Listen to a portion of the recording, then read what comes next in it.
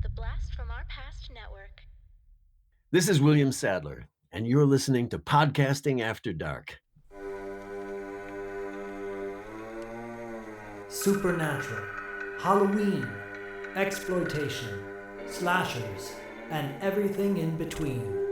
Welcome to the Podcasting After Dark Watchlist, the show where a guest chooses a topic and the hosts, along with the guest, discuss their top 5 favorites.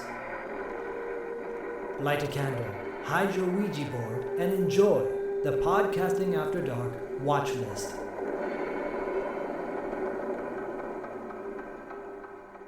What's up, everybody? Welcome to another episode of Podcasting After Dark presents The Watch List. I am one half of the PAD team, Corey, a.k.a. Sleazy C. Joined with me in the hot seat is Dustin from Action. What's up, my man? Hey, Corey. Thanks for having me on. Yeah, not too much. Just getting ready to dive into this interesting topic you've chosen here. Thanks, buddy. Well, as everybody knows, I've been tearing through the network, kind of trying to pair up other hosts that I think would go well with watch lists that I want to do, because I did watch lists for 2 years. I learned a lot and I had a good time, but it was topics that I allowed the guest to pick. And Dustin, I apologize that you never got to pick a topic. I'll have you on again so you can pick one.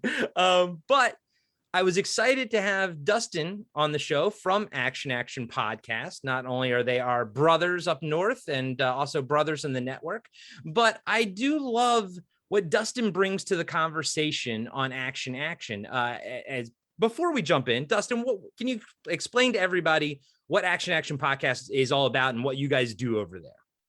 Yeah, for those who don't know, we're obviously an action movie centric podcast. We review a different action film each week, and we rank and rate it, and we put it on a giant list that we're creating as we progress. So each movie finds its place on the list, and we get to argue about that, debate where it belongs, and that's always a good time. And so we're creating the ultimate ranked action movie list as we go. Nice. And you can actually follow that list on letterboxd.com. We have an account as well, but when I actually learned about that from you all, but it's ever evolving and an ever growing list, which makes it a very fun and engaging sort of thing for the audience to do while they listen to the show. Yeah. And, it's fun to hear feedback too about how wrong we are about something, and often we look back at the list and we're like, yeah, that should be higher, or that should be lower than it is. So sometimes we have revisited a movie to move it, and I think we'll probably be doing that with a few more in the future, because your feelings change about things over time. So of course they do. And one thing that I love, besides all the awesome insight that you have, but one thing I love that you bring to the table at Action is you're a little bit older than your co-host there. And you and I are actually the same age. So I'm not trying to throw you under the bus or anything. But you and I are both 1978 born babies. And, we grew up with movies like Commando and Predator, Arnold Schwarzenegger, Sylvester Stallone in their prime, 80s action stars. And I always appreciate, your, again, like I said, the perspective you come at things on Action.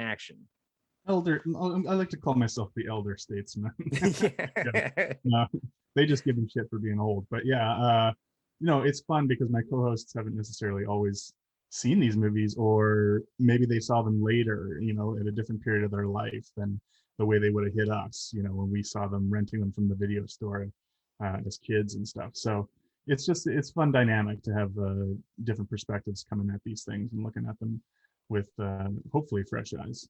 Yeah. And we try to do that, on Podcast After Dark as well. Like a lot of times the stuff Zach brings to the table, shit I've never seen before. And but it's fun, coming at a movie with no nostalgic, viewpoint whatsoever. And then also coming at movies with like pure nostalgia. And as we all know, nostalgia is a hell of a drug. No doubt. Yeah, they give me shit for that too. I'm the nostalgia guy for sure on our show, where I'm gonna see certain things with rose tinted glasses on that they won't necessarily see the same way. But yeah, that's what makes it fun, is we each have our own different views. So And as always, I'll have links to everything that you guys, put out and whatnot in the show notes, in these episode show notes. But I'll also have a link to the Letterboxd account so people can follow that as well, because it's a lot of fun. Yeah, it's an ongoing project that is just take on a life of its own. So Yeah, as they all do, right? right. All right, buddy. Well, I'm excited to get into this, and the topic is I threw at you top 5 sci-fi ground vehicles, and I was like, and you'll see there's things that I really want to talk about. I have a couple honorable mentions. So I have a boat because I don't think I'll ever get to a boat. I think this is pretty much, it. I've done spaceships, I've done, armor, I've done cars, so it's there's no boats. I have like 1 or 2 boats, so that's it.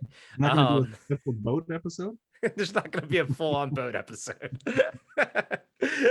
So as always, we'll count down 5 to 1. We'll insert our honorable mentions in between 2 and 1. And, if we have something, well, as always, as before, we're only picking one thing from a franchise. And we're going to talk about it when we get to the same franchise on the same level. So if you have a Star Wars vehicle, ground vehicle at number 3, and I have one at number 2, we'll discuss both of them together when we get to my number 2, the lower one. Right. So, all right. I'll give you a spoiler alert right now, Corey. A Star Wars vehicle is my number 1. I'll give you a spoiler alert. A Star Wars vehicle is my number 1 as well. Holy shit. I wouldn't be surprised if it was the exact same vehicle. And it's 50% of the reason I wanted to have this discussion. So, but Dustin, yes, you are first, my friend. You go first. What is your number 5 sci-fi ground vehicle? I didn't know a better name to call it. Such a specific topic, and maybe we're going to argue over some of these or not, because you did give me some regulations here to follow, and I've tried to stick to that. But let's see. So real quick, I just wanted to throw out what they were. So I told Dustin, I was like, no straight up cars. Like, I mean, you can have wheels, but no, like, just straight up normal movie vehicle cars. And then I was like, it couldn't fly higher than a skyscraper because that would be an airplane or a spaceship. So it could be a skyscraper or lower. I'm sure Dustin was like, what? What the fuck are you talking about? Well, at least that, gave me a sense anyway. So here's my number 5. I don't think it can fly higher than a skyscraper, although it flies fairly high. It's Corbin Dallas's Taxi from The Fifth Element. I don't have that on my list, so feel free. Okay, so it does fly fairly high because we see these scenes in the city where he's they're flying amongst the skyscrapers, but never above the city.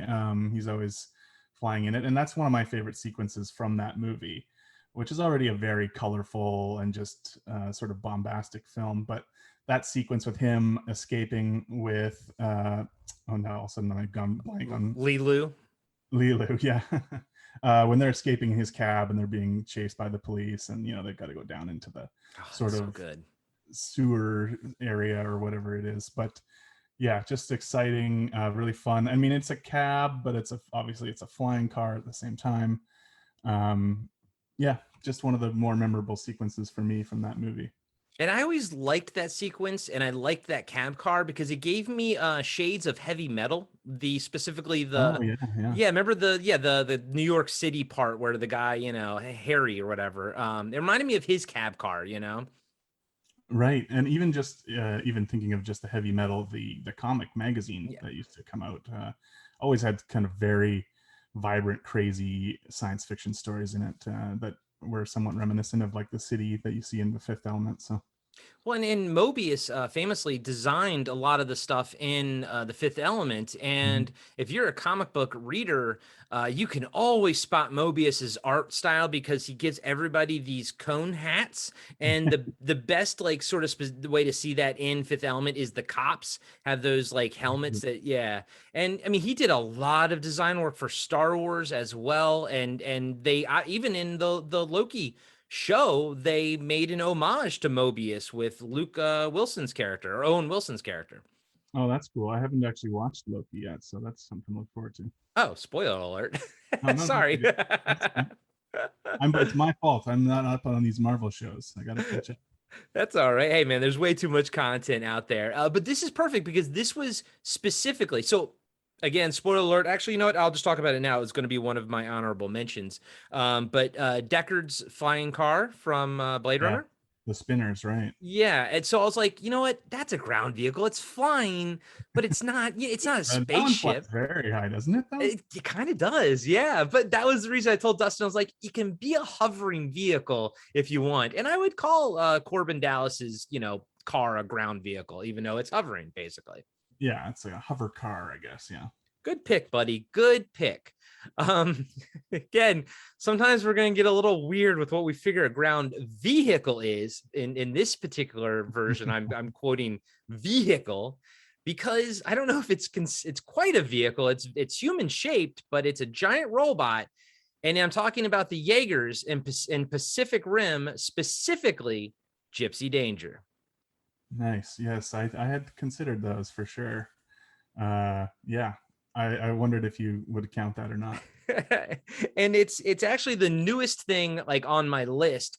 But man, when that movie came out, dude, I instantly fell in love with it and the universe. I thought it was super cool. I know some people have problems with it, but honestly, every time I watch it, I think it actually holds up really well. I like the score. I like the look of it, but the Jaegers are awesome. And then on top of it, I didn't mention it on the armor one, but they have really cool pilot armor as well. Like it's the whole package, Yeah, it's that Neon Genesis Evangelion brought to life sort of thing going on there. So exactly. Yeah, a lot of fun set pieces with those in the movie for sure.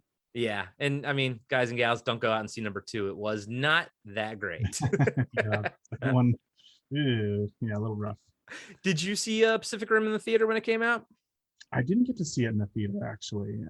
That would have been the better way to experience, I have no doubt. But I had to wait till it came out on video for that one. Gotcha. Yeah, it was fun, man. It was a damn good time. And yeah, like I said, every time I pop that movie in, I always have a blast, watching it. And it's just so much fun to see giant robots fight on giant monsters. I mean, what more do you want at this point? Yeah, that pretty much sums it up. What else do you need? Exactly. All right, number 4. All right, number 4. Well, we're jumping from a giant robot suit in your case, all the way down to a very tiny vehicle for me here. Number 4 on my list is the hoverboard from Back to the Future 2. Oh, dude, that is perfect. It didn't even come up in my mind, but you saying it, I'm like, nah, you're an idiot for not thinking about that one. That one's perfect, bro. Well, I got to be honest. I didn't think of it myself. I was playing some video games online with a couple of my oldest friends the other night, and I was like, hey, I got to go on this podcast, and we're going to talk about sci-fi ground vehicles. Can you guys think of anything? Because I was trying to think. I feel like I'm missing something here. Like, what's not on my list? And yeah, one of my friends came up with the hoverboard, and I was like, oh shit, that's fantastic. Of course the hoverboard has to be on the list. And of course, you saw Back to the Future 2 in the theater when it came out, I assume, right? I did, yeah. I think my dad took me, as I recall, and that was one of those ones where we didn't have to wait very long for part 3. I think it was like a couple months later or something like that. But that was just one of the coolest things. The hoverboard. People are still talking about the hoverboard now. People still they're still waiting for the hoverboard technology to be real, because we've passed the point in which Back to the Future 2 was set in the future. So everyone wants that shit, and who can blame them? What a cool thing that would be to have. Yeah, no, man, it's that whole sequence at this point is iconic, right down to the crazy hologram Jaws, 20 or whatever the hell it was. Yeah, I mean, and what a good way to sort of work off of what you'd done in the first movie, right? Like, the old sequences with him using, of course, a regular skateboard, and then now we're in the future. What do they have? They got a hoverboard. Of course they do. He got to, man. You got to have a hoverboard. I think I saw just online the other day, I saw like some test footage they were doing of the hoverboards and whatnot up in like the valley, just having kids on the boards, and they were just doing some effects, trying to get the look of it. But it's still such a, it's funny. Like every time I'm sold, like I'm always sold on it. It looks real to me, Yeah, absolutely. From then till now, it still looks convincing. Good old Back to the Future. All right, good one, man. That was a good one. It's always good to sort of field it outwards to kind of see what you're missing. I did the same thing today, and you'll hear my number 3 was that too. And I was like, how did I miss that? But we'll get to that in a second. My number 4, I would say it's a horror movie first, but the way that it's set, I feel like it's kind of sci-fi. It's from Land of the Dead, and it's Dead Reckoning. Have you ever? Okay, I don't know this one. Okay, so this Oh, was wait, sorry. I was thinking of Land of the Lost. Land of the Dead is the Romero movie, right? the I Romero have seen movie with Dennis Hopper, and yeah, did you see that one? I did see that one actually. I'm pretty sure I saw that in the theater, but I haven't seen it since then, so I don't remember it that well. Yeah, no, that's totally understandable. It's actually one of my favorite Romero ones, although Day of the Dead is my favorite. But this one, I always loved Land of the Dead because it kind of has a Mad Max meets zombie vibe because it's so sort of far into the post-apocalyptic. But the whole movie's kind of centered around this vehicle called the Dead Reckoning, which is just like a giant. Doesn't even look like a truck. It feels completely fabricated from the ground up, but it's a giant truck with just armed to the hilt with machine guns and rocket launchers and everything. And from, the get-go, I was sold on that. And to this day, like I still catch myself randomly fantasizing about living in that sort of post-apocalyptic world, but I would want to have Dead Reckoning with me because it's just essentially a rolling fortress.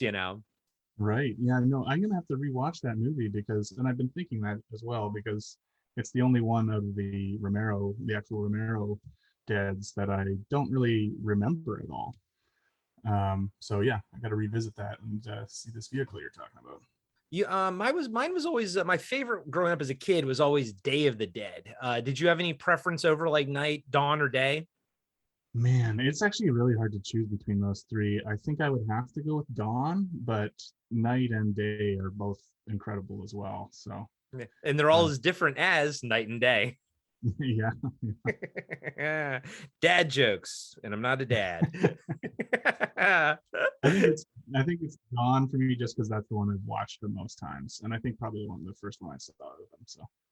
For me, as a kid, I loved Dawn of the Dead, because it's so much fun because of the action and everything. But I think the reason Day of the Dead sticks with me is it's bleak and hopeless. I feel like you had hope in Dawn of the Dead that you were going to find other humans or whatever. But in Day, it's just like, what do you do? Like, this is it. You're at the end of the human race, essentially. And you've got Bub, right? So. And you've got Bub, and you've got fucking roads, dick ass roads to deal with. So, but yeah, check out Land of the Dead, dude. It's I think it's a lot of fun. I think it's a fun zombie movie. What is your number 3?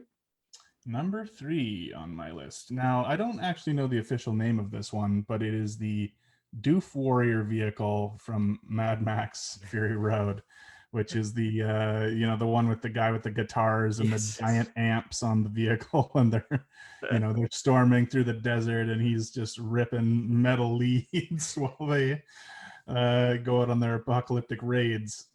Just such an image. One of those things, and this is another movie I did see in the theater where the whole movie I'm just like astonished at the creativity I'm seeing on the screen.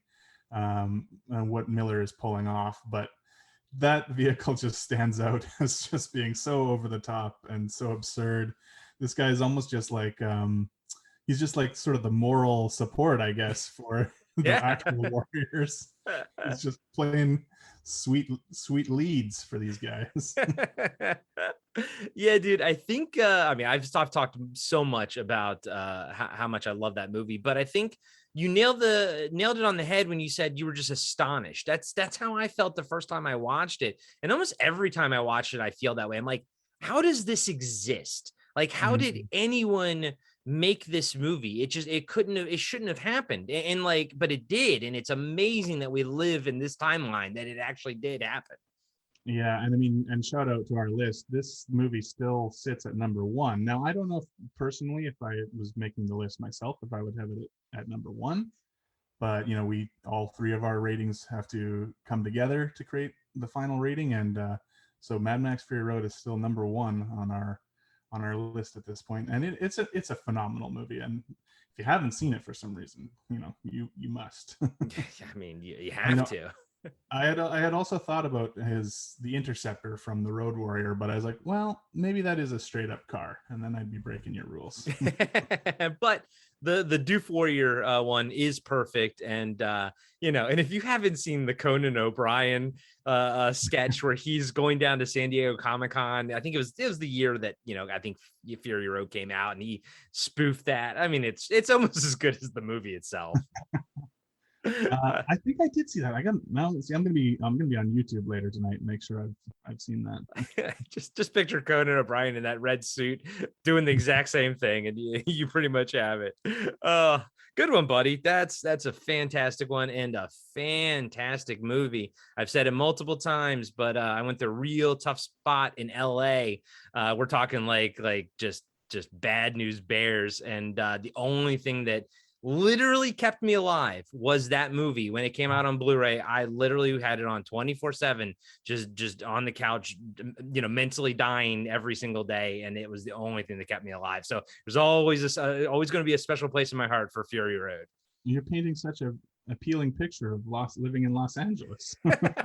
I mean, there's a reason I don't live there anymore. And there's a reason I tell no one to go there. All right, buddy. My number 3, I'm wondering if it's on your list. And as I mentioned earlier, I was an idiot for I don't know how I didn't even think about this until I fielded it outwards, but I'm talking about the iconic Tron light cycles. Yes, this is on my honorable mentions. So. Honorable mentions. Okay. Well, how about we'll do that? How about, why don't we just do honorable mentions now between 3 and 2? We'll talk about the light cycles together, and then we'll just jump into some honorable mentions. Sounds good. So Tron light cycle, dude. I mean, and I'm talking about the original, and I love Tron Legacy. I love both of those movies almost equally, but obviously I have more nostalgic love for what is your preference on the two? Well, yeah, I think I prefer the original movie. But the second movie kind of seemed to get a lot of flack, and I actually thought it was pretty decent. I mean, it looked incredible. It had a killer score by Daft Punk. So I was into the movie, but for some reason just it didn't light up the way that people light cycle, the way that it was expected to. It just didn't perform all that well. So but it's a movie that I thought was underrated for sure. Yeah, and I understand if people don't love, Tron Legacy for whatever reason. I'm like, okay, I get it. People are like, oh, the story's a little bit convoluted. But like with Fury Road, I have a very specific focus in that in Tron Legacy. I really weirdly connect with Clue. And the movie Tron Legacy came out around the time that my stepdad divorced my mom and kind of exited my life as well. And he was in my life since I was 10 years old. And I don't mean to get dark right now, but he was in my life since I was 10, and he exited around the time that this happened. And dude, I'm telling you, I connected with Clue and his anger towards Flynn and all this kind of stuff. And I mean, weirdly, these are things I don't think that, the filmmakers intended at all, but, poor broken Corey connected on that level. And it still kind of connects with me on that level, weirdly enough. But light cycles, let's talk about something a little bit more fun. Light cycles. So, dude, when I was a kid, I mean, you and I are the same age, as well as I do. I mean, Tron was amazing as a kid. And I know, sometimes it's a weird paced movie, here and there, but I love every bit of it. And I'm not going to lie to you, dude. I saw it in the theater in LA about 8 years ago or something. They showed it. And when the light cycle scene on the big screen, even with 1981 graphics, holds up so well. And I got goosebumps when he was take him into the maze, and then it goes into that first person maze scene. And dude, on the big screen, it's amazing. It's unbelievable. Wow, that's cool. I mean, it was such a magical idea at that time too, right? When video games were still sort of in their infancy to some degree, and you're into video games, and the idea that you could kind of go into this world was amazing. And yeah, that sounds incredible what you're describing. We don't get a lot of where I live. You don't get a lot of theaters showing older run movies a lot of times. Yeah. I can drive into Vancouver. It's about an hour away, and there's some theaters that do that, which is fun to do sometimes. But it's not one of those things like if you're in LA, there's like 5 or 6 different options of the ArcLight or whatever that are showing these great films. So that's one. I guess that'd be one bonus of living. That was my favorite aspect of LA. The thing that I miss the most is all the theaters that show old movies like The Egyptian and whatnot. Famously, Zach and I saw Prince of Darkness in the church that was converted into a theater, but in the church from the movie. So wow. Yeah, it's That's wild. awesome. Yeah. But I just want to wrap it up with the light cycle. We've gone so many tangents. Yeah. Like as much as I love Legacy, nothing beats how iconic those original light cycles looked and still look, dude. Like you show that even just the profile of it, you could have it just be blank with like no detail and just have the profile. You would understand what that was. And it looks so unique. Even today, no one's even attempted to do something like that. And I still freaking love it, man. Yeah, that's a great pick. Tron wasn't one of my favorites as a kid, so like that's why it's on my honorable mentions as opposed to on my actual list. But yeah, it is definitely unbelievably iconic image for sure. And why don't you just we'll both just rattle off. I actually only have 2 more, so you just rattle them off and we'll just talk about whatever we feel like talking about. Yeah, okay. Well, I actually have a bit of a list because some of them stray outside of film to cartoons and stuff like that. So I had a bit of a longer list on the honorable mentions, but a couple of the movie ones I had the exoskeletons from Matrix Revolutions on my honorable mentions. Good one. That's my favorite part of that entire movie. For sure. The weakest movie I'd say of the original franchise, but those things looked fantastic. They were huge. They had the huge machine guns on the arms. They looked good with the people in them operating them and everything. Obviously not the original sort of like mech or exoskeletons that we saw in sci-fi movies, but those ones just looked incredible. And yeah, maybe it's because like you're saying, they're probably the most standout part of that particular movie. And can I tell you that I realized when I saw that movie, and I'm not a gun guy, like I'm not like, trust me, I'm not like a gun guy, but I do get aroused by the sound of sustained fire. You know what I mean? Just nonstop sustained fire. I'm just like, that makes my nipples hard. Interesting. I'm learning all kinds of things about it tonight. Well, welcome to the party, pal. Yeah, no, those things are awesome. I mean, just destructive machines. I'm just seeing if I had any others from movies. I've thought about the self-driving cars and Upgrade. That was a more recent thing. I don't know if they're distinct enough, to really make the list. They're cool and they do play a role in the movie, but and then the other from a movie was the Johnny Cab from Total Recall. Yeah, that's awesome. Not really a cool vehicle exactly, but a memorable one. But the rest of my stuff I think is from TV shows and cartoons. I had to mention Kit from Knight Rider. I mean, that is a straight up car, I guess, a futuristic car, but man, so cool. I also had Psykill from the GoBots. Oh, the guy that turns into a motorcycle. Oh, my buddy Diallo, if he's listening to this one, he's on TV Obscura with us. He loves the GoBots. He would get a kick out of that one. Yeah, I mean, I always enjoyed GoBots too. I mean, obviously Transformers I think took precedent, but it took top spot. But Psykill, I always, for some reason as a kid, Psykill was just really cool to me, and I never even had the toy or anything. I just always thought he looked awesome for some reason. Dude, it's funny, you and I come at GoBots from the exact same place. Psykill, I did have that toy. It was the only GoBot toy I had, and it was the only GoBot that I cared about. I was like, he's cool. Didn't like any of the rest of them, but I was like, that guy, I like that guy. I like that. You didn't like the little moped one? Fuck the little moped. Now I didn't put the DeLorean on my actual list, so it's on the honorable mentions because it does, I think, fly pretty high. And the Thunderhawk from Mask. That's a good one. Yeah. Yeah, and I'm not sure how high that one was supposed to fly, but Is that Matt Tracker's one? yeah. Okay. It's in, just guys and gals. It's the red one with the Dorian wings that actually come up and look like wings, and then it can fly. Yeah, it looks, maybe it's supposed to be a Camaro or something. Yeah, it's not a Dorian, but yeah, it has the wings that come up. Right. Yeah, I fucking love Mask, and that's also one of the best intros, theme songs from the '80s as well. Oh yeah, and that's some tough competition too. I know.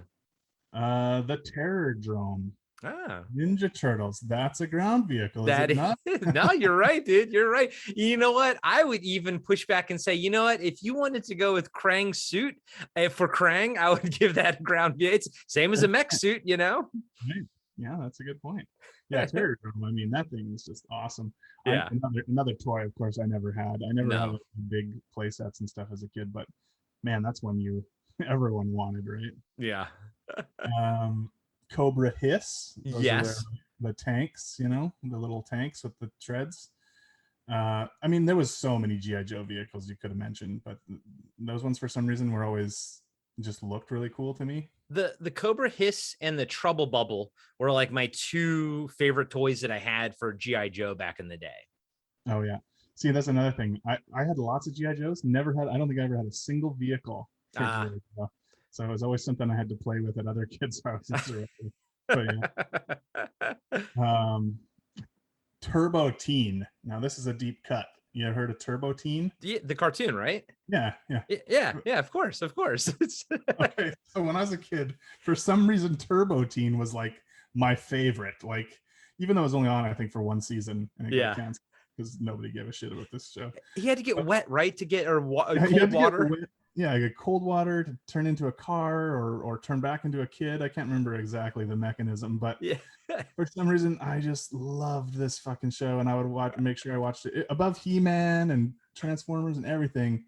Fucking Turbo Teen, and my dad would make fun of it every time he came in and I was watching it, because the intro had the kid's face like puffing out and blowing out into he transformed into this sports car.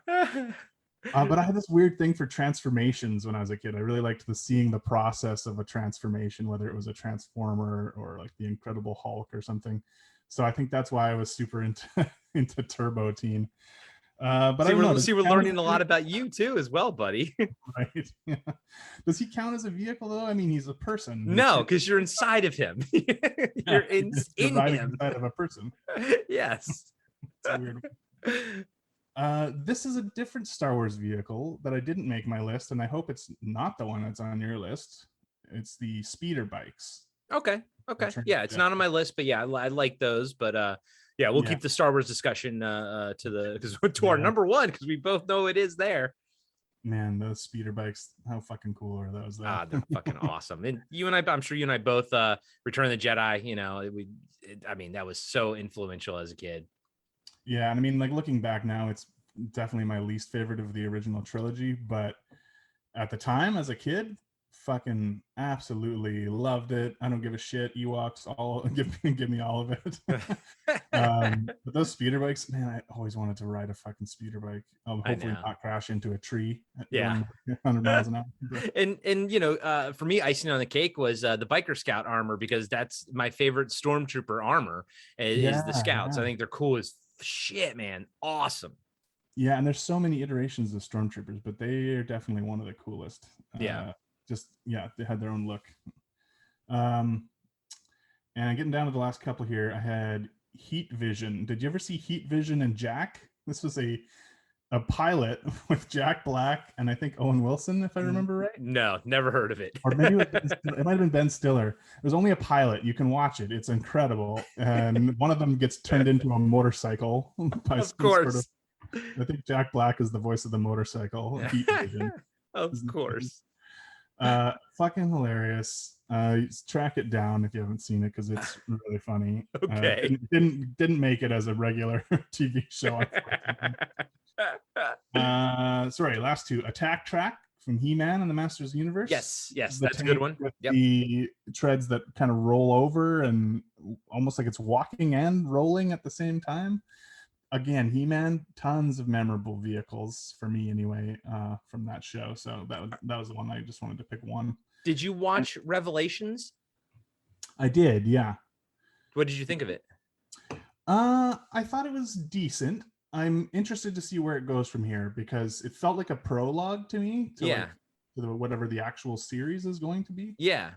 I know a lot of people disappointed with certain things that happened in the plot, and I think understandably so. But for the most part, I was into it. I thought at least I was glad everyone looked the way they were supposed to look. I liked there was a lot of fun fan servicey things Yeah. in it, Yeah. Like and in the first vehicles. episode, like how, I mean, it's literally the first thing you see, but like how Thakor is riding that horse, that robotic horse that, you know, they made a toy of, and they did Yeah, a yeah. good job of like incorporating all the toys and the fan Right, all the service. toy stuff, yeah, and even characters that were supposed to have figures that didn't end up getting them in the original line and stuff Hmm. like that. So that was fun anyway. Yeah, and for Well, me, Evil Lynn was always one of my favorite characters, and it was nice to oh yeah, really to see. I mean, her story really gets fleshed out here. yeah, that was cool. All the stuff with her and Orko. Yeah, So there was some enjoyable stuff for sure. yeah. Didn't full on love it, but I'm interested enough to keep watching it when they put out more. Well, I did love it, and I'm gonna keep on watching Nice. it. And last but not least on my honorable mentions is the Hunter Killer from Terminator. Oh, good one. Good one. I always loved the future stuff, the future scenes in the first Yeah. Terminator movie. So much so that like I always went out for the comic books that were featured that stuff. Famously, there was a Now Comics back in the day. Now Comics had the Terminator license. They had like Fright Night license. They had the real Ghostbusters license as well.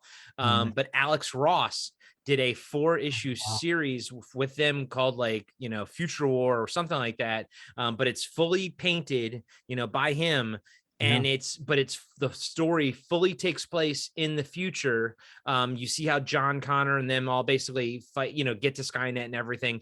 But the aesthetic, the way everything looks, the armor and the guns and everything, and look like the first Terminator movie, like how the future aesthetic looked. And I adore it. It is so good. Wow, that's cool, man. To see an Alex Ross painting of that stuff, that'd be really cool. Just easily Google, you know, Now Comics, Alex Ross, Terminator, and you can get them like on Comixology. Like they're not out of print, so you can actually get the Nice. trade or whatever. And I highly recommend reading it. Well, that's cool. I did not know about that. Yeah. Yeah, Hunter Killers. I mean, that was the cool thing about Terminator, right? Is that we had those scenes in the future, but they were brief because they didn't have like a huge budget to be making all this, which is why you set a future movie in the present time in the first place, right? Like the future robot had to come back to our time to kill somebody. But just getting those glimpses almost is even more effective because it just lets your imagination sort of run wild with what's going on in that timeline and what that world is like. Yeah, But, and as awesome as like the opening for T2 was, like that was cool. I still like we got to see more in the first Terminator in the flashbacks. yeah, yeah. There was a lot to accomplish, I guess, in the second movie, so we didn't have as much time to sort of linger in those future past. Yeah, and I don't think we needed them in the second movie. Like you said, we had too much to do. It's perfect. I think 1, 2, and then Dark Fate. I actually love Dark Fate, so I think it's a great third to those two. I still got to watch that. I keep hearing mixed things, and I kind of wanted to wait till all the hype and anti-hype had died down before I dipped into that. So It's for me, the Terminator universe is always something that I have like a baseline 6 that I'm going to enjoy it. Like nothing's going to drop below a 6, even like Genesis. As much as I hate that, I can still sit and watch it. But like Dark Fate, I thought was the best of the post T2 sequels. And I actually really enjoyed Salvation. I actually really enjoyed Terminator 3. But Genesis sucks balls. I kind of have a bit of a soft spot for 3. I don't Yeah. love it, but I didn't hate it either when it came out. It's like it has some really cool shit in it for sure. Salvation I wasn't as big on, but at some point we'll have to do all of these on our podcast action. Yeah. Revisit them and see if anything new gets brought to light. Yeah, exactly. Good honorable mentions. I'll throw in, I only have 2. I'm going to throw in Kaneda's Bike from Akira. That's my number 2. on my list. Okay, we'll go right into it. I'm just gonna say my other one is have you ever seen Deep Rising? Yes. Treat Williams' attack boat or whatever, thought that was cool. Yeah, I like that movie. I think that's a fun movie.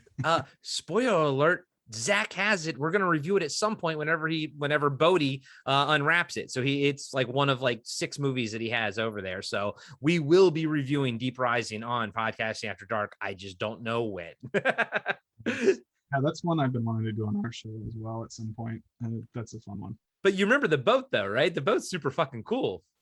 Well, I didn't remember that it was different than just being like was it like a speedboat or like It was just like speedboat. It seemed like tricked out with some armor, some extra, specs and everything. I don't know. I just thought it was kind of neat. Yeah, I'm interested to revisit that one too, because I don't have a clear picture of it in my brain, but I do remember liking that movie. Because Treat Williams is awesome regardless, so it doesn't matter. Okay. So number 2, Kaneda's Bike, buddy. I honestly, I was surprised that it didn't get popped up on your honorable mentions, but I didn't think it was going to be your 1 or 2. So awesome freaking vehicle. Perfect, absolutely perfect. And to be truthful with you, it was my number 5.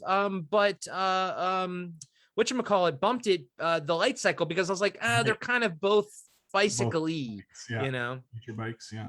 Yeah, but this was originally on there, so I moved it to the honorable mentions. But give us your love for Akira and Kaneda's Bike. Kaneda Tetsuo. Yeah. Yeah, Akira is still to this day my favorite anime movie of all time, and mine too. Yeah, and maybe it's that thing of like whoever got there first has a special place in your brain.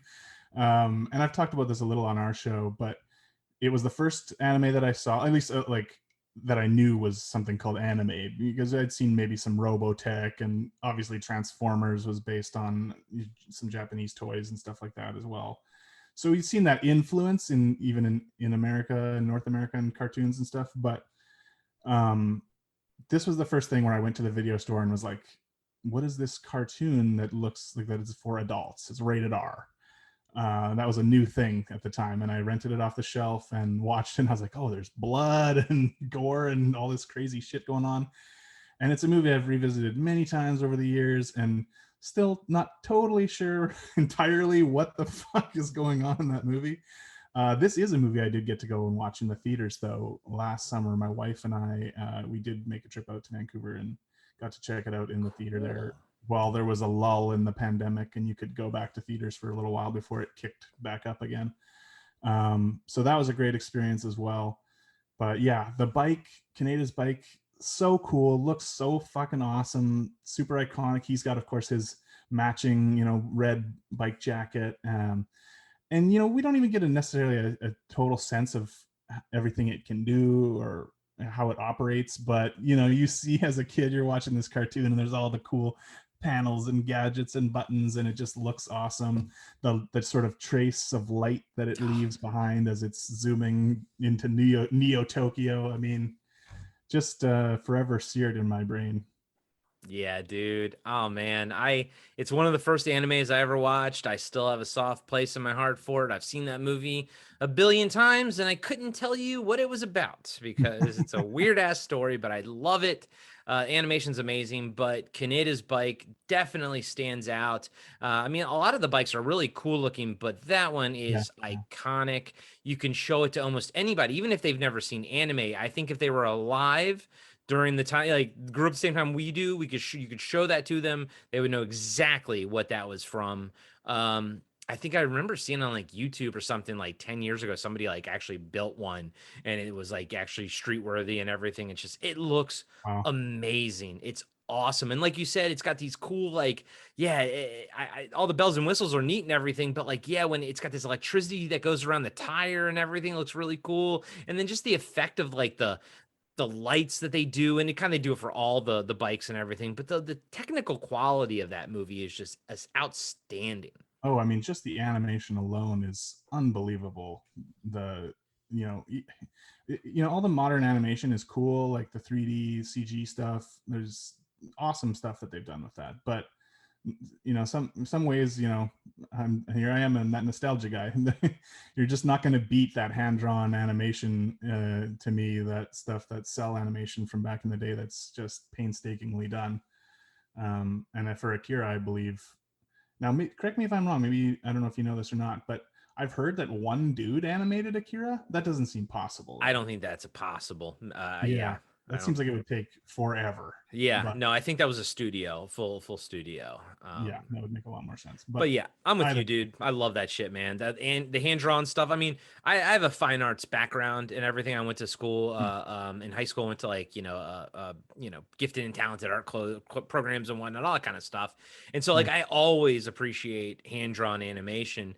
That being said, I do love the CGI cell shaded look of the new Marvel What If animation. I think it's actually probably the best looking CGI that looks like hand drawn, Okay, yeah, I've only watched one episode of that so far, and I wasn't totally sure how I felt about the animation style. There were certain things I thought, oh, that looks really cool, that specific thing, but other things I was like, I don't know about this. But yeah, you think it feels kind of more like the traditional style in a way? I mean, I feel like they do a good enough job of like skinning it, to make it look like it's got hand drawn stuff to it, aspects to it. Right. But it's fully, CGI, obviously. And I get why they have to do that, because you can create the character model and then you just animate it. Yeah, it's easy peasy. But yeah, you go back and you watch Akira, and I imagine when you saw it in the theater, I imagine it holds up well, because I mean, the animation is what the animation is. It does not going to look bad. You know what I mean? It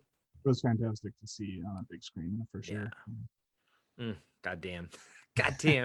That's one I would love to see on the big screen, dude. Seriously. All right. My number 2, I mean, it can't be your number 1 because it's not from Star Wars. So I was a little surprised that this didn't make your list at all. I am talking about the Colonial Marines APC. Wait, now you're confusing me. Are we talking about aliens? Yes. Okay, yeah. Yes, the APC. So, which obviously you're familiar with that. You're familiar with aliens. Yes, this did come up when I was talking to my buddies. The aliens vehicle. I didn't know that was what it was called. Yeah. Okay. Oh yeah, the armored personnel carrier. It's housed in the dropship, and when they land and it comes out. And I mean, you can kind of almost apply everything that I said about the dropship in the spaceship episode can apply to this one. And I saw Aliens in the theater, when I was like 7 years old, and just imagine hits after hits. Like, the Sulaco looks great. Then the dropship looks even more awesome. And then there's like a freaking car inside of it that's super cool too. Like 7-year-old me is like, what is happening? How does this world exist? Just like when I saw, Return of the Jedi, I'm like, I can't go back to reality. This is insane. This is amazing, Yeah,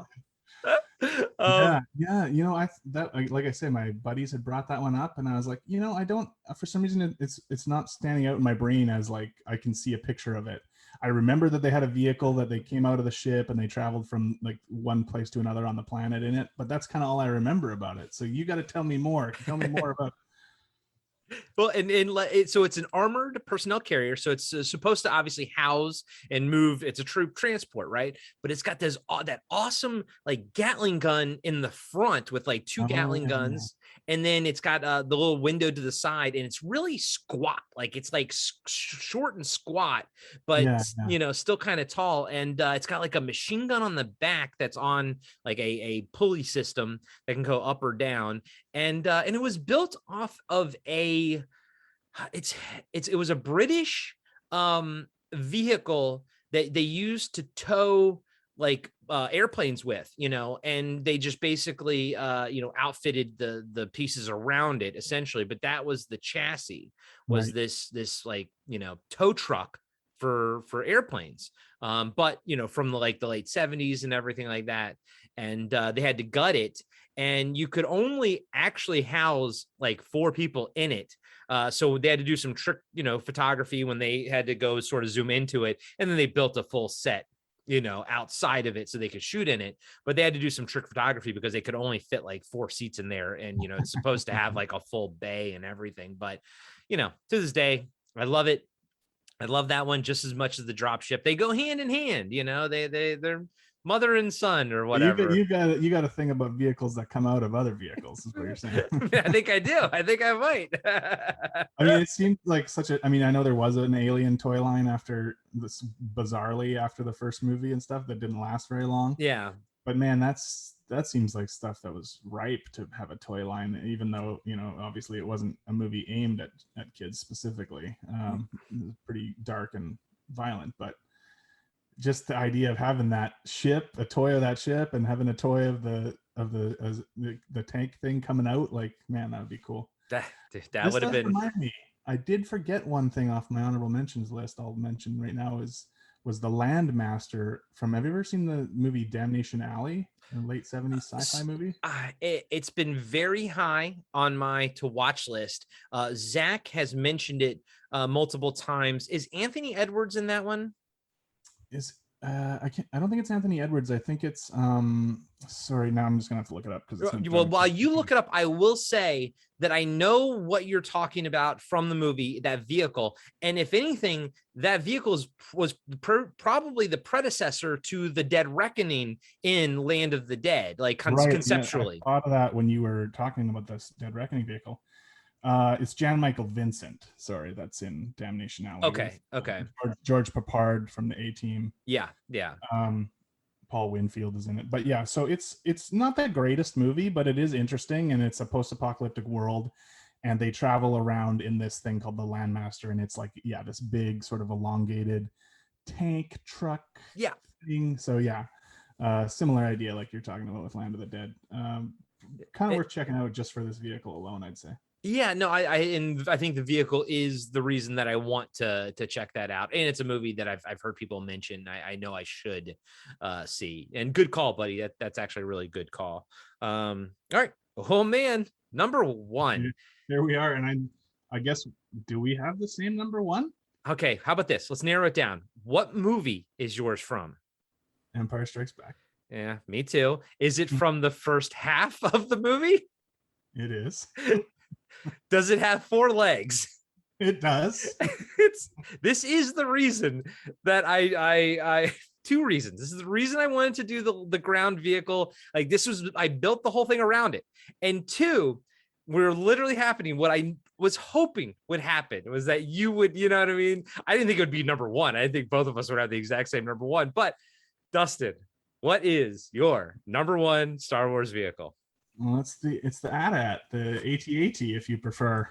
It's AT-AT, buddy. You and I grew up. Yeah,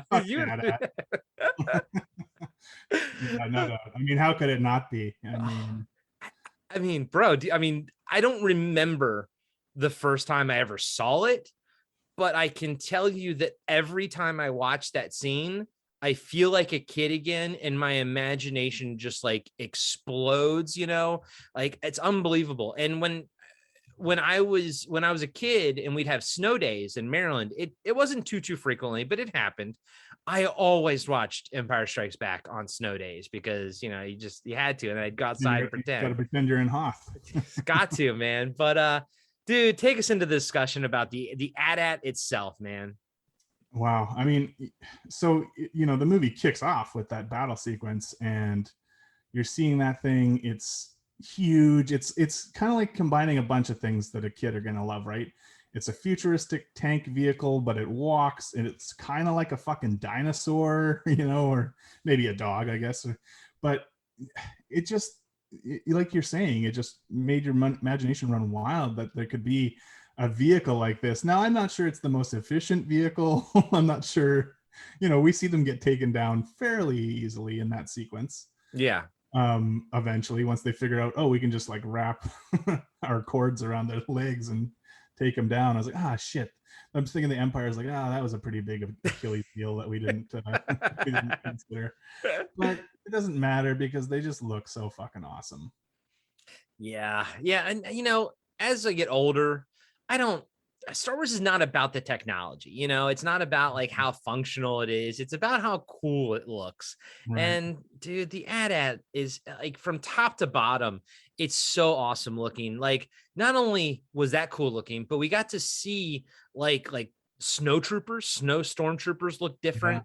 That was cool. The AT-AT pilots looked cool. My literal only gripe about Rogue One is that I wish when they were inside those big, they weren't AT-ATs, but you know what I mean, those things, they had one shot for a second from the inside, and it wasn't the AT-AT drivers. I was like, come on, man, like just come on. But anyways, and somebody in costuming always wants to create something new. Yeah, I know. And then, dude, to top it all off, for me, it was my favorite toy as a kid. Now, I'm like you, I did not get a lot of sets or whatever, and that was by choice because I grew up single mom, and everything, so I knew we didn't have a shit ton of money, and I understood that I could either have a $20 vehicle or I could have like 4 figures, and I would always choose, I'll just take the 4 figures, But I remember the Christmas, and I think my dad bought it for me, probably, right? That makes sense because he was probably trying to,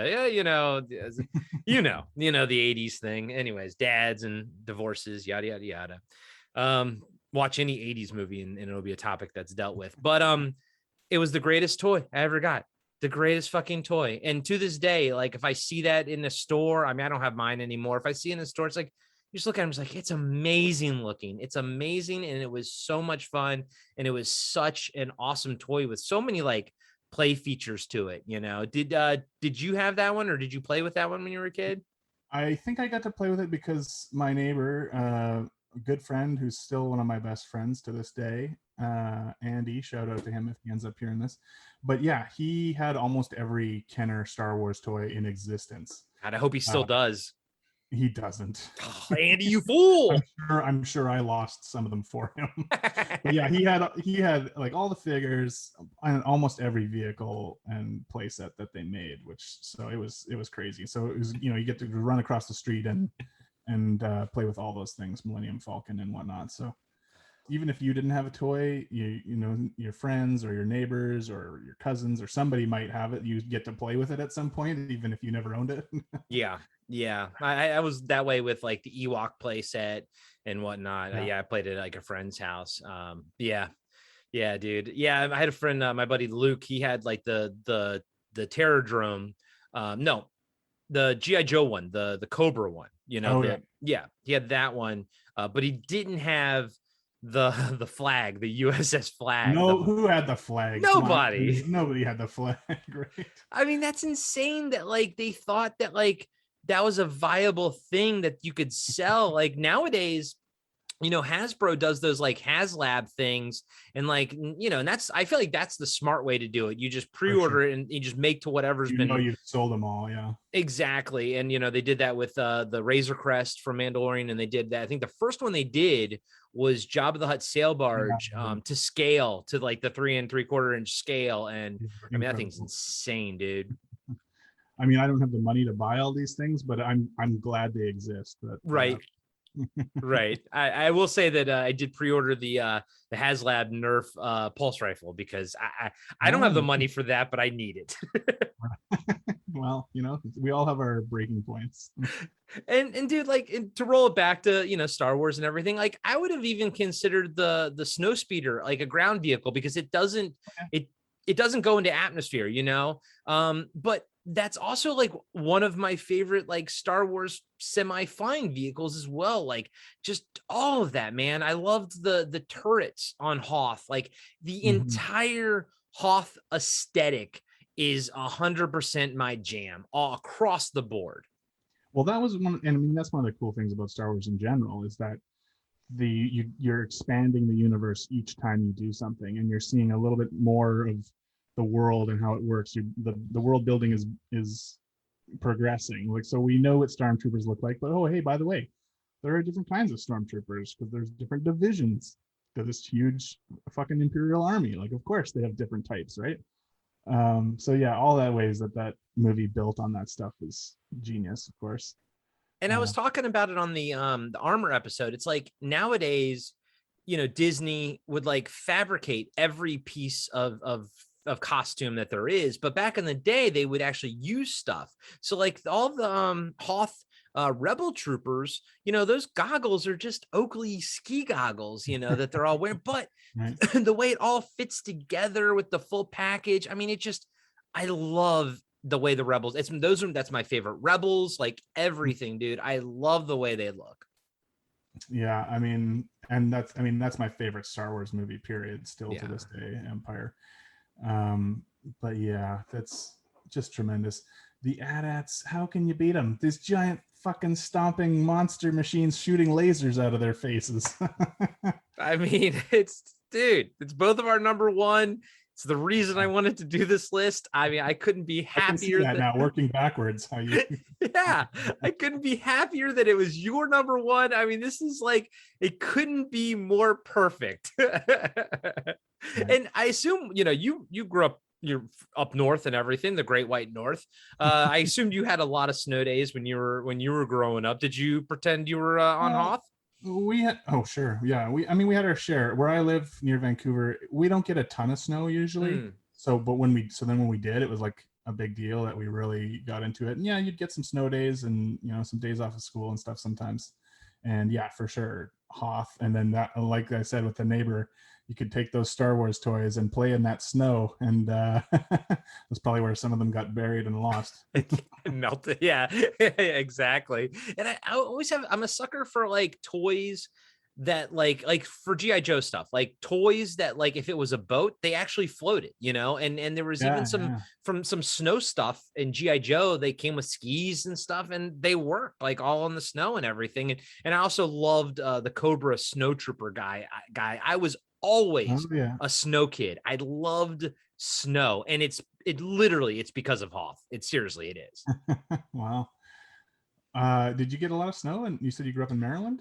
Yeah, I grew up in Maryland, and back then, not so much now. We would probably get a good snowstorm a year, usually around my birthday in February. We would never, ever have a white Christmas. It wouldn't usually ever snow until like January, February, but we would usually get like one or two. Yeah.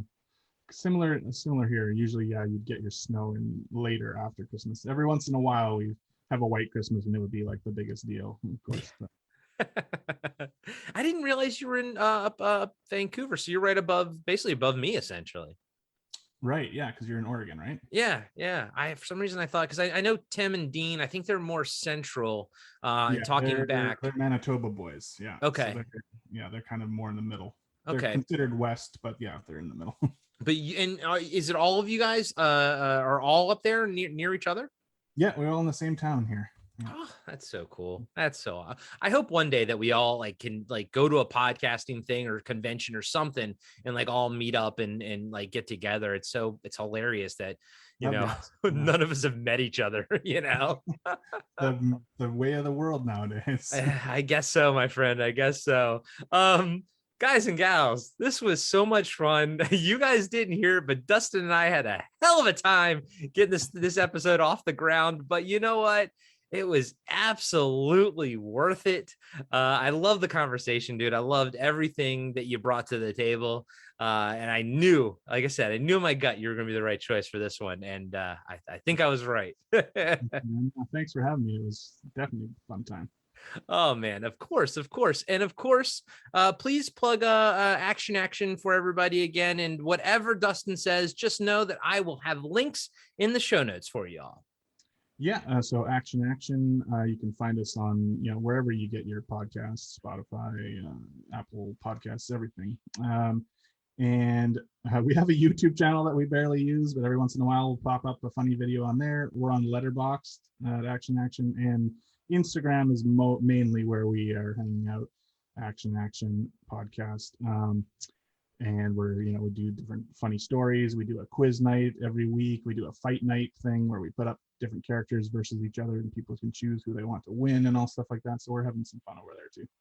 And if I could personally recommend an episode, I am all caught up, although I have not listened to the Hands of Steel episode yet. If I could personally recommend the Steven Seagal Marked for Death episode, that was some fucking good shit, man. That was some good shit. Yeah, we always have fun when it's a Seagal movie because we give him a lot of shit, but we enjoy a lot of his older movies too. So Yeah, and it actually made me want to go back and watch that one, if anything, for his running style. it is something to behold. It truly is. Oh, Dustin, thank you, buddy. This was fantastic. I hope everybody, please go out and check out Action. Check out everything on the BFOP network. We have every show on there is a show that I am proud to be sharing a network with, a show that I personally love myself. And talking about Blast from Our Past, talking about Throwback Trivia Takedown, talking back, obviously Action. People don't forget, Podcasting After Dark. Hey, that's us. Cartwright, a Seinfeld podcast. And of course, Cartwright presents Curb Your Enthusiasm. We're having a lot of fun. Action is a great podcast, guys and gals. You guys put out some great content over there, and hope everybody checks it out. And as always, we'll catch you on the dark side.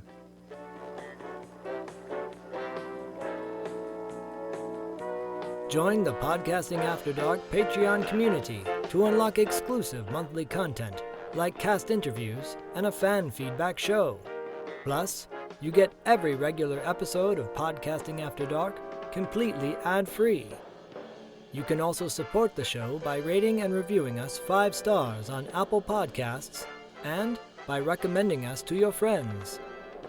Finally, make sure you follow us on Reddit, Instagram, and Facebook for news and updates about future episodes. Just search for Podcasting After Dark.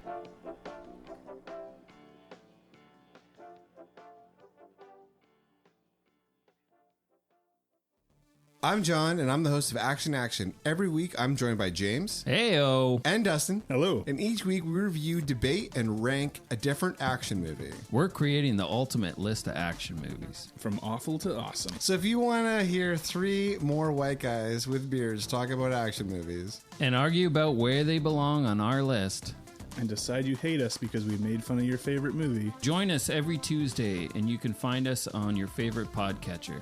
And Steven Seagal is a joke.